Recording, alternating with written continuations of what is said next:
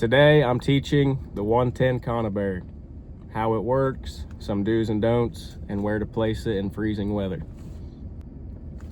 My truck is telling me it's -1 degrees Fahrenheit right now. I was pumping gas this morning. I was out there for probably 30 seconds and my hands were going numb. The cold weather can change a few things. I have a bunch of these to set, so let's get after it. If you're new here, my name's Blake. I do all kinds of outdoor videos. I'm gonna try to make this one strictly educational. The Conibear 110 is a small body grip trap, primarily for small game like rabbit, mink, and muskrat, depending on what's legal in your area.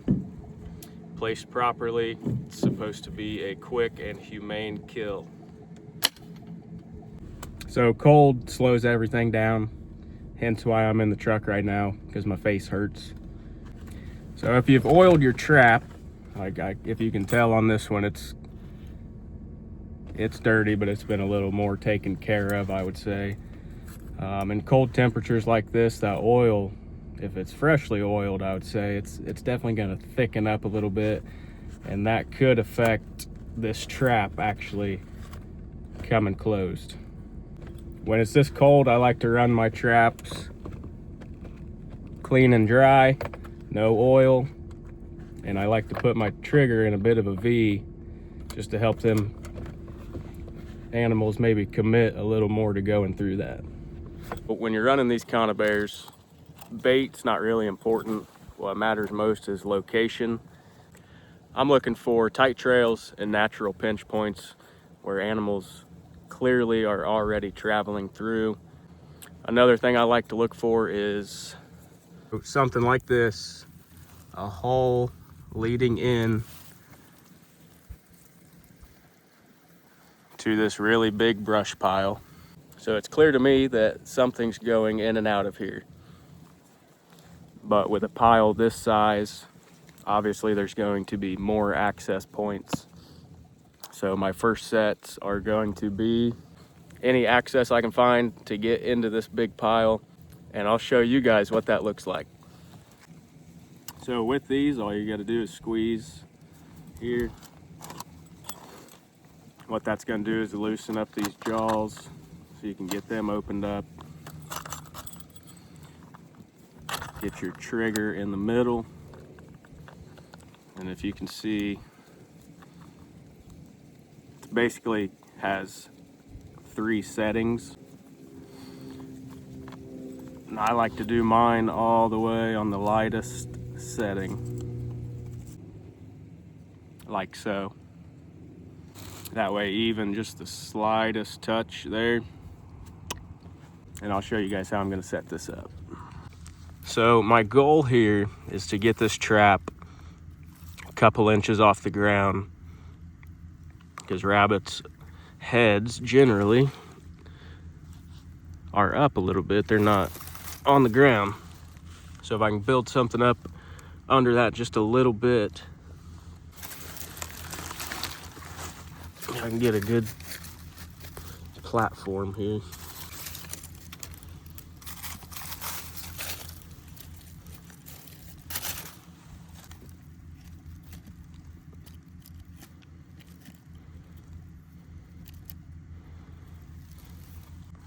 So it's just a little bit off the ground.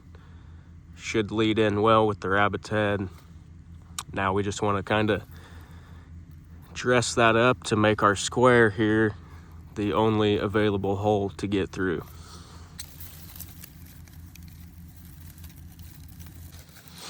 Okay, I like that. I feel good about it. And then obviously, you don't want to forget to stake your trap down. Just using a stick. That should suffice. Another thing I want to add is animals are just like people. When it's freezing cold like this, they don't want to leave their house. So even though I'm messing with that brush pile, there's probably rabbits in there right now.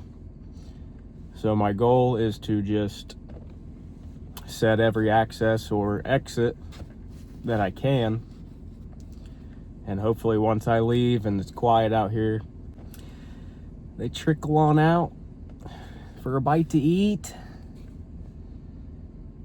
Bam! I'm gonna warm up for a minute before I set the rest of those on that brush pile, and then I'll show you something else. So here's another example of something good to look for here. I mean, you're never gonna notice it if you don't really get down in there.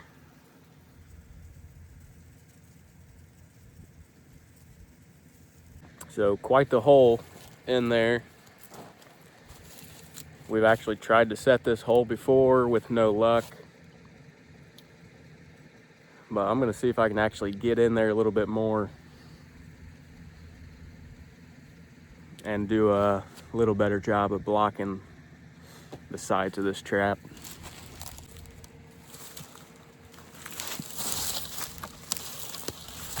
Can't even reach it.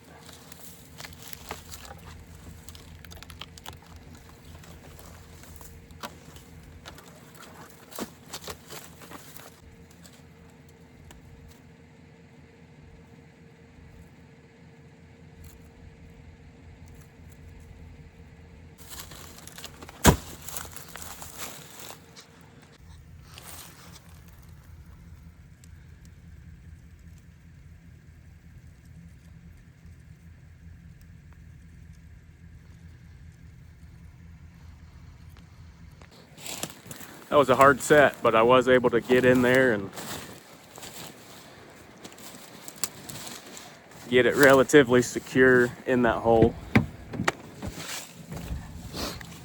I think I have plenty of blockage on the sides. So let's look for the next one. So that's more a curiosity set for myself. I just saw this big log, pretty wide opening. It's hollow all the way through. There's no clear sign of animals, but I'm just interested to see if we can get anything doing that. Just kind of laid it up in there. And I used this stick, just kind of hold it in place. Also like stuff like this. This tree has fallen over and it's just kind of created a natural pinch point. It's kind of what we're looking for.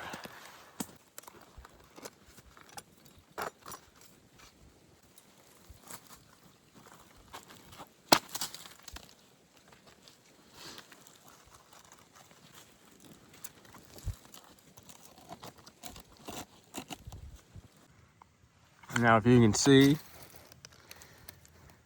I raised it up just a little bit, and I've blocked off the sides and the top.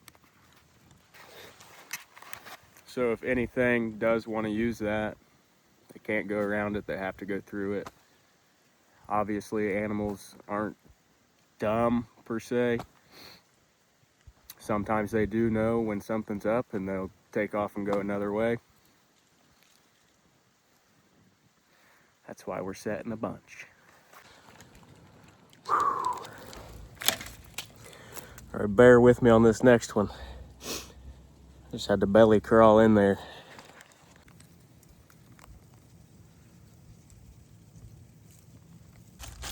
So I saw what looked like a decent trail going through there. That was open. I blocked it all the way off, set my trap, and then I blocked all the way around it.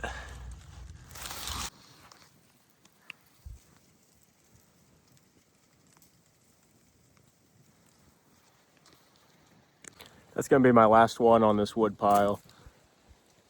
And I did set that one pretty close to this other one, but I'm just trying to cover all areas that they could be coming and going from. One good trap is nice, 5 is better. And the goal here is maybe they come up to this one, they see it, they're skeptical, they don't like it, they back up, they start coming out this way, they have no option, they're hungry, they come out, and we eat.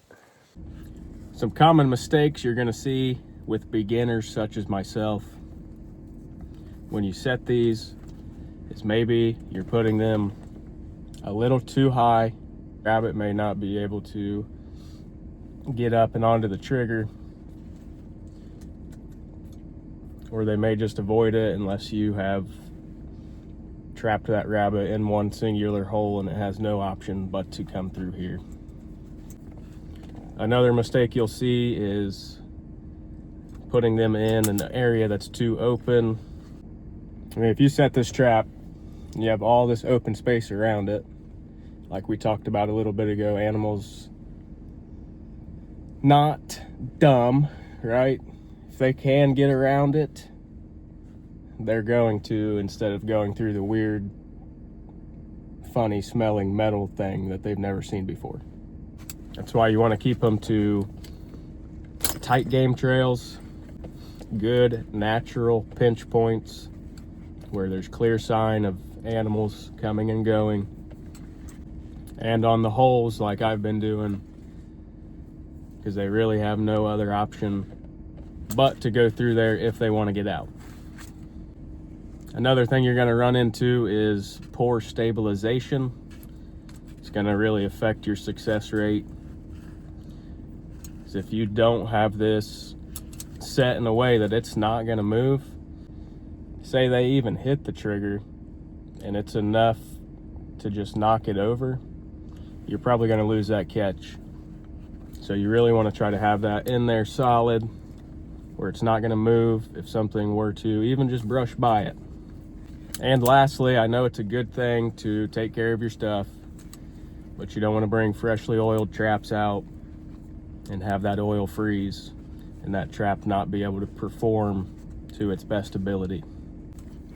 One other thing before I go, if you're trying to get these set solidly in the ground, maybe it's before a freeze is coming, it's not quite that cold yet, you want to avoid putting these in the mud. So if you get that nice and solid in a little bit of mud, yes, it's going to hold too well.